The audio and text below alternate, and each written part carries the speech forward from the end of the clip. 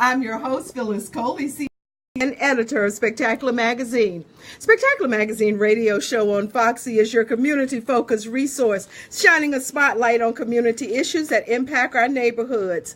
And this month, in celebration of Women's History Month, we're shining a spotlight on women-owned and or operated nonprofits who are making a difference in our community. In May 2018, Spectacular Magazine will recognize the brightest innovators and game changers between the ages of 18 and 35 who are transforming the world in their own way. We're going to be having our first ever Spectacular Magazine Millennial of the Year Awards. And here are the categories. Okay, so there will be arts, activism, athletics, beauty, community service, education, entrepreneurship, health and fitness, public figure, and technology. Now, you'll be able to nominate yourself. You can nominate another awesome, amazing person that's between the ages of 18 and 35. But listen, follow us on social media for more information, and I'll have more information and full information for you when I'm going to be right back here on Easter Sunday morning. Now, one of the categories in the Millennial of the Year Awards is activism. Now, what words come to mind when you think of activism?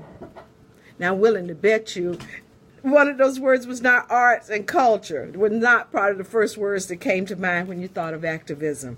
Well, later in the show, I'll be joined by a woman from a nonprofit that is successfully using culture and art to support the empowerment and transformation of communities that are most impacted by poverty, racism, gender inequality, and mass incarceration. Now, another category in the Millennial of the Year is community service. Community service can be done in many areas, in so many ways. A nonprofit in Chapel Hill is really working to empower the people of Chapel Hill and Carrboro. Well, I guess I should really say all of Orange County. Joining me now is the Executive Director of Empowerment Inc., Ms. Delores Bailey. Delores, thank you so much for being with us this morning. You're welcome, Phyllis. Thank you for having me. Listen, tell me when and why was Empowerment founded, and when did you become a part of Empowerment Inc.? Empowerment was founded in 1996 by two MSW students from UNC, one black and one white. Mm-hmm. That is important because their intention when they started in 96 was to bring power back to the traditionally African American communities in Chapel Hill, Carrboro. And so around that, the most important part of that was the community organizing piece.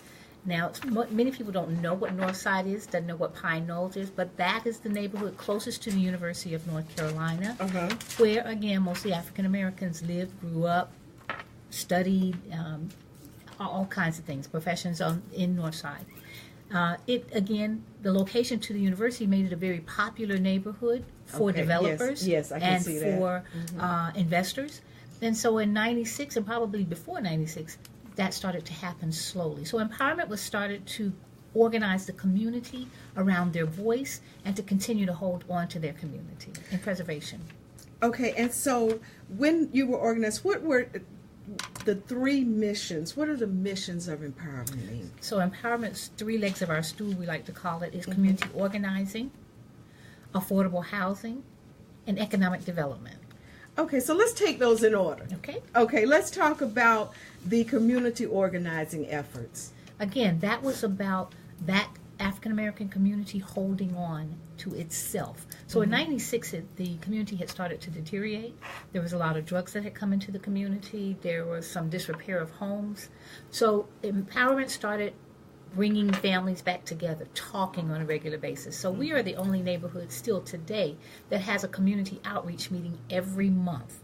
We bring our neighbors together, we talk, because everybody doesn't have the internet, everybody's not connected. The way we stay connected is to meet every month. So that's the community organizing piece of it. Oh, okay. As we were community organizing, we also realized that the neighborhood was falling into disrepair. And people needed places to live that they could afford. So we started buying properties, using government funds, using local funds, buying homes in the neighborhood, renovating them, and selling them back to African Americans or low wealth communities. Part of that is just about wealth building and the American dream. And so what we were doing was trying to continue that in the community and bring that back to people who had lived in the community, who had grown up and come back, or people who were working for the university or the hospital, those kinds of things. Now, has that focus shifted just a little? We were doing affordable housing. We were building and renovating houses. Yes, we shifted in about 2007 to rentals, because what we recognized as a leading nonprofit in this was that there was just as much problem with finding affordable rentals as it was home ownership. And remember, 2008 was the housing debacle. Crisis, yes. And so a lot of people lost their homes. A lot of people decided not to buy homes, but most importantly, the banks started being really, really skittish about it. And so when we had a barrier as being minorities and low wealth, we were the communities that the banks sort of backed off from. So rental was what was necessary. Oh, okay. And so now we're doing the rental piece. Are you involved with HUD at all? Absolutely. Okay. We are a HUD-approved housing counseling agency. Let me tell you why that's important. Housing counseling helped those people that we helped buy homes in 2008.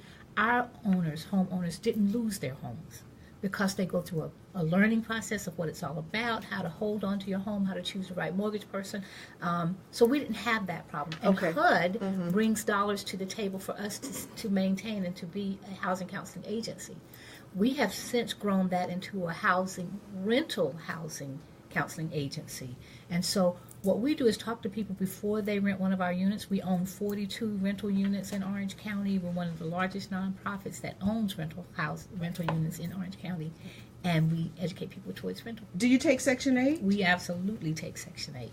One of the reasons we take empowerment is about bringing down the barriers to everything, whether it's your business, whether it's food, whether it's housing. And there's a huge barrier and stereotype about people who have housing choice vouchers. We look past all of that because we're trying to empower people.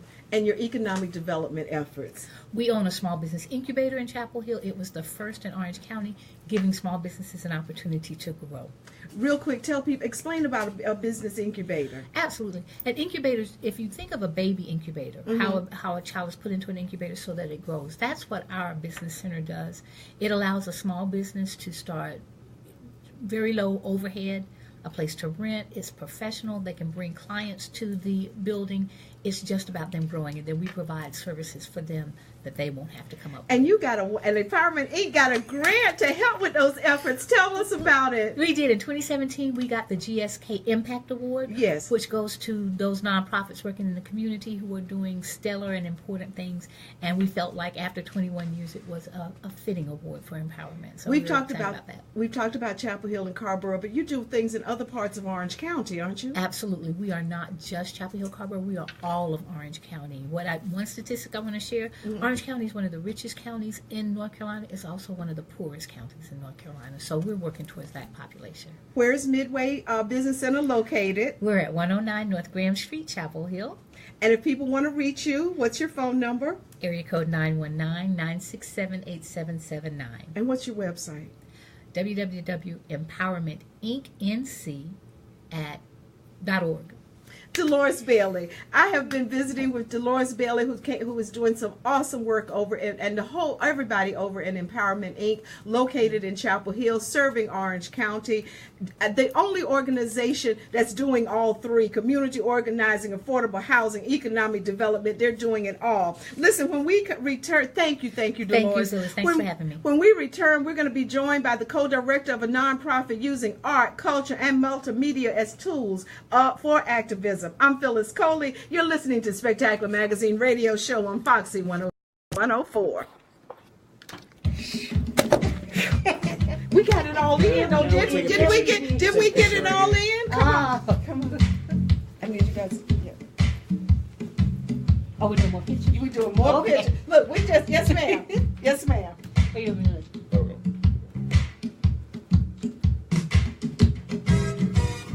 Lawrence, we don't need Lawrence. You didn't get Lawrence in, did you? I tried mine. You got it? Okay. Darling, thank you. Thank you. We got it all in. We did. And people will remember everything. Thank you, guys. No problem. Thank you. Take care now. All right. So I saw you adding a few other things See, I was just changing around, so like it said provide affordable rental units. So all I did was Empowerment Inc. provides. I just put it provides affordable housing. Just to make it. Just making the tweet make sense a little bit and kind of what she said to make it flow. Exactly. So I just was listening to whatever she said. Since she was like sort of 3 missions of empowerment, that's why I was And I see everything she was talking about was pretty much involved in that. You just add little things in between. Exactly. And we only hashtag Spec Mag on Fox. Okay. So is she actually following that line up from top to bottom? For the most part, yeah. Because they have like a pre-interview. Sorry, no other questions are going to be asked. Other forums that conversation. Exactly. So are you? Promote. Oh, yes. Hi. Thank you for joining us today. And listen, so I wanted to just go back over with you. We're doing the Millennial of the Year Awards program. This is the first one. If you know about what's spectacular, we've been doing Women of the Year, Men of the Year, probably for the last 7-8 years.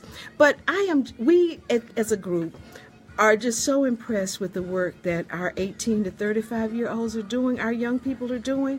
And so we are going to be doing a spectacular magazine. It's going to be the same format where you will nominate people online and then we'll narrow it down and then there'll be an online voting period. Here are the categories, and by the first of next week we'll have all of this up on our website. But the categories are arts, activism, athletics, beauty, community service, education, entrepreneurship, health and fitness, a public figure, and technology. And like I said, you have to be between the ages of 18 and 35. And it's for the honor of just letting the world know that the work that you're doing. And so that's the kind of things that we want to do. All right, so stay with us. We're going to be right back with Miss Nia Wilson, who's going to tell us all about SpiritHouse. Y'all watching the NCAA? Who are you still for? I mean, who's still in? Duke is still in. Okay, nobody else in the room knows anybody else. I mean, I think there's supposed to be, but I don't know, about 25 teams still left, but nobody knows anybody that's still in but Duke.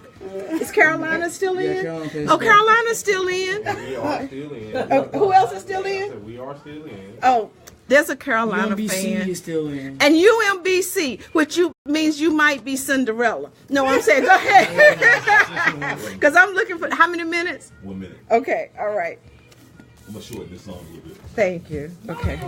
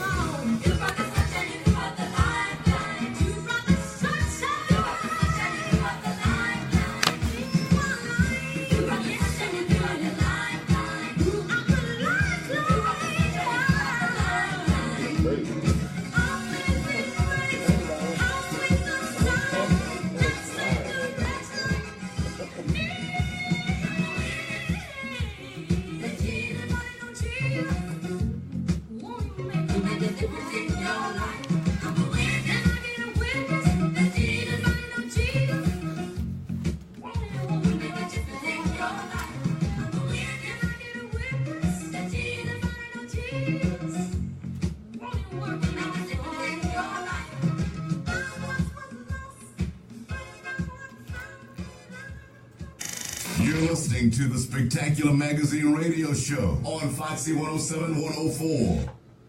Welcome back to your community-focused resource, Spectacular Magazine radio show on Foxy 107 104. I'm your host, Phyllis Coley. In May 2018, Spectacular Magazine will recognize the brightest innovators and game changers between the ages of 18 and 35 who are transforming the world in their own way with the inaugural Spectacular Magazine Millennial of the Year Awards. The categories are arts, activism, athletics, beauty, community service, education, entrepreneurship, health and fitness, public figure, and technology. So you can nominate yourself, you can nominate someone else between the ages of 18 and 35.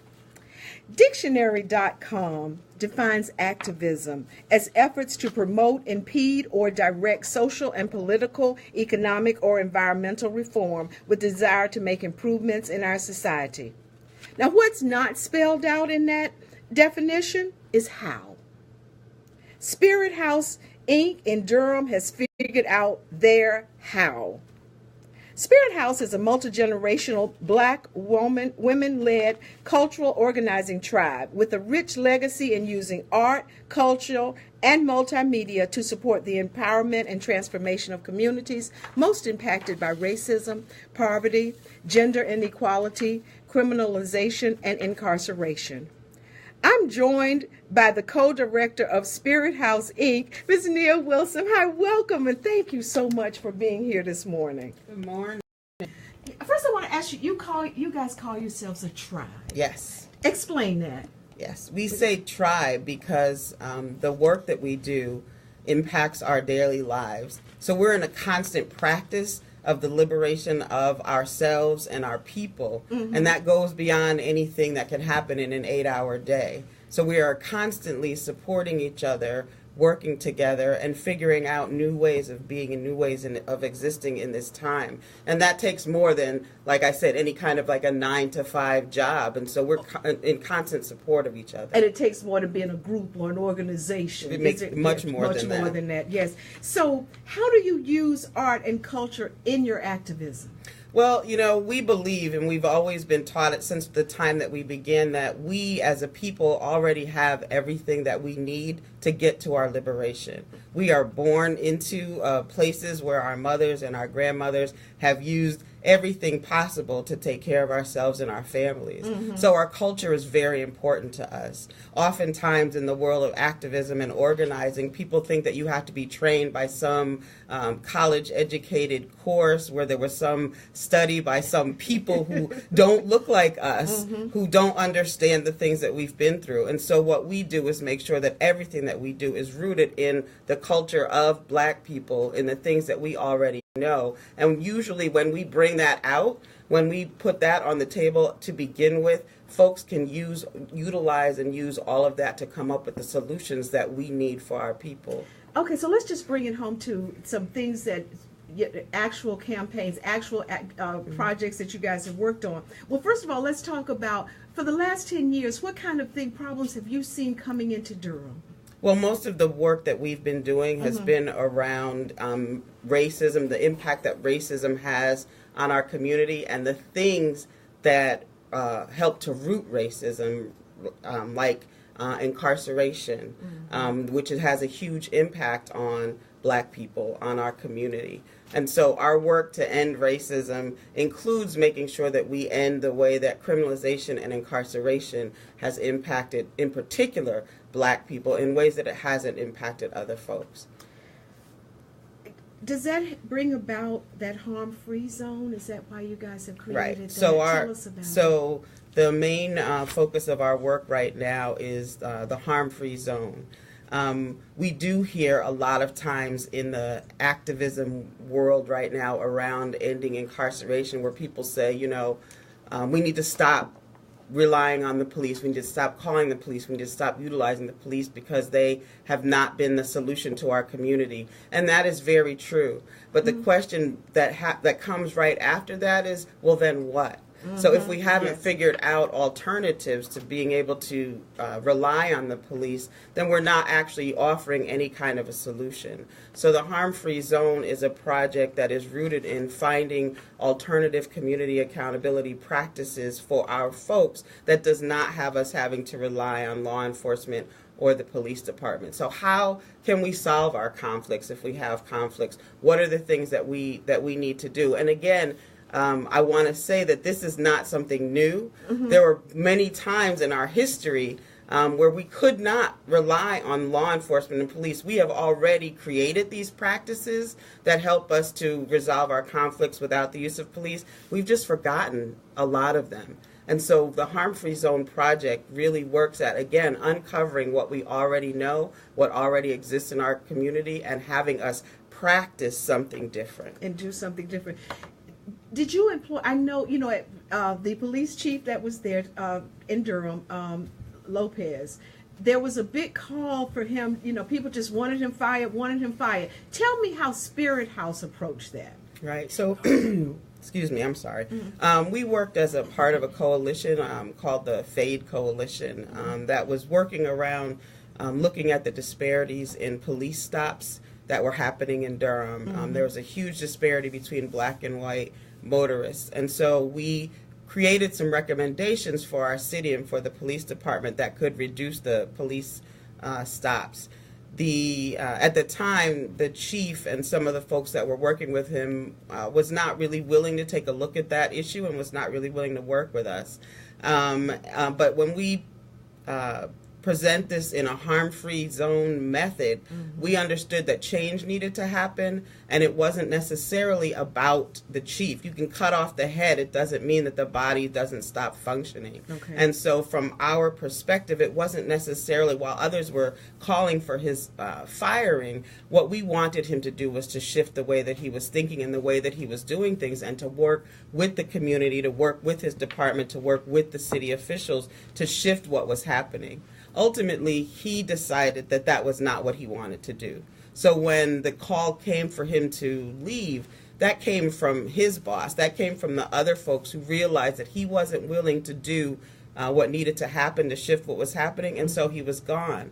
But and then who they brought back in was somebody who was willing to do that kind of work. So we can't always call for just the immediate cutting off, dismissing, discarding of people. That's what we've seen has happened in our own community. Correct. When the folks are ready to throw us away. And so we try not to do that to anyone. Another project that you guys have is Collective Sun Mourning. Mourning being Mourning. Talk about that, please. Yes. Collective Sun Reshape the Mourning is a performance piece that we created out of our own stories around the impact that prison and policing has had on our families and our communities. So we spent several years interviewing people, young people, adults, people who have been incarcerated, mothers, and also talking, speaking in our own stories of the ways that prison has impacted all of us. We spent several months after that creating this performance piece, which is a series of vignettes, which are short stories that tell all of these different stories. So we have vignettes about shackling, which in North Carolina is still a state that shackles women who are incarcerated when they're giving birth. And when they're giving birth. And this is the craziest thing to me, because I'm like, as a woman, and everybody knows who's giving birth, that the last thing that you're going to do is get up and run. Right. When those pains are coming 3 minutes apart. Right. I mean, that's ridiculous. But anyway, I'm sorry. Go ahead. That just really bothers me. Well, so that is one of the vignettes. We also, and I want to speak a little bit more about that because of the campaign. But we also have vignettes around driving while black. We have a vignette called A Prayer for Our Sons, which is the perspective of a mother who's afraid of losing their son. But the anti-shackling vignette that we have is also connected to a campaign that we're working on right now with an organization here called Sister Song to end this practice. And so it's not our work is not just connected to, for instance, a play, but it's what is happening in our state right now and what can we do about it. Nia, give your website for people so they can learn more about it. Our website is spirithouse-nc.org. Thank you so much. And that phone number is 919-697-8090. Thank you for being, and thank you for the work that you're doing in the community. I want to thank my in-studio team. Today I got DC Collins, Lawrence Davis, Willie Hyman, Kiana Hendricks. I will be back on Easter Sunday morning at 7:30 for your community-focused resource, Spectacular Magazine radio show right here on Foxy 107-104. Until next time, see ya. We're going to take one more picture. Okay. We got to take another picture.